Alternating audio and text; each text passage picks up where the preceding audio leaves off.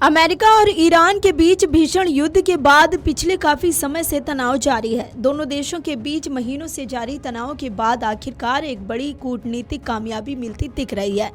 दरअसल अमेरिकी वित्त मंत्री स्कॉट बेसेंट ने दावा किया है कि राष्ट्रपति डोनाल्ड ट्रंप की सख्त रणनीति ने आखिरकार असर दिखाया है। बेसेंट के मुताबिक सैन्य दबाव और कड़े आर्थिक प्रतिबंधों की वजह से ईरान अपने परमाणु कार्यक्रम पर बातचीत करने के लिए मजबूर हो गया है। बेसेंट ने कहा कि ये उपलब्धि पहले किसी भी अमेरिकी प्रशासन को नहीं मिल सकी थी। उन्होंने इसे ट्रंप प्रशासन की सबसे बड़ी जीत बताया है।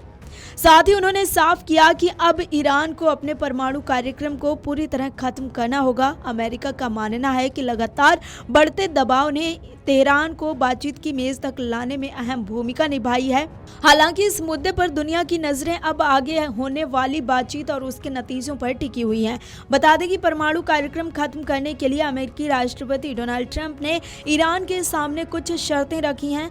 ट्रंप की शर्त है कि ईरान अमेरिका को यूरेनियम सौंपे और समुद्री रास्ता खोले। इस मामले पर जानकारी देते हुए स्कॉट बेसेंट ने कहा कि ईरान के साथ कोई भी समझौता पूरी तरह राष्ट्रपति डोनाल्ड ट्रंप की इच्छा पर निर्भर करता है।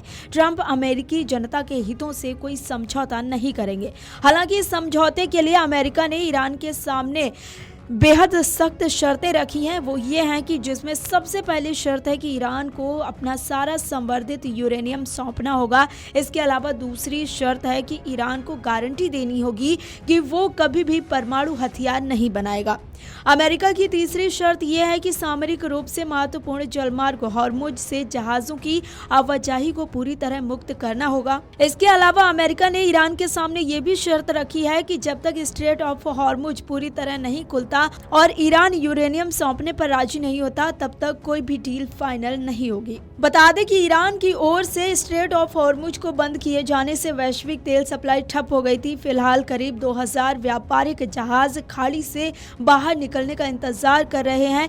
हालांकि बातचीत शुरू होने से मई में कच्चे तेल की कीमतें 10% तक गिर चुकी हैं और संकट टलते ही दाम और तेजी से नीचे आ जाएंगे। एक्सियोस की रिपोर्ट के अनुसार दोनों देशों के वार्ताकारों ने 60 दिनों के अस्थायी समझौता ज्ञापन का मसौदा तैयार कर लिया है। इसका उद्देश्य मौजूदा नाजुक युद्ध विराम को आगे बढ़ाना है। मंगलवार तक सभी शर्तें तय हो चुकी हैं। बस से दोनों देशों के शीर्ष नेतृत्व की मंजूरी बाकी है। राष्ट्रपति डोनाल्ड ट्रंप ने अंतिम मसौदे की समीक्षा के लिए कुछ दिनों का समय मांगा है। यदि ये समझौता फाइनल होता है तो ये 28 फरवरी को शुरू हुए संघर्ष के बाद से अब तक की सबसे बड़ी कूटनीतिक जीत होगी। Video desk अमरउजाला.com।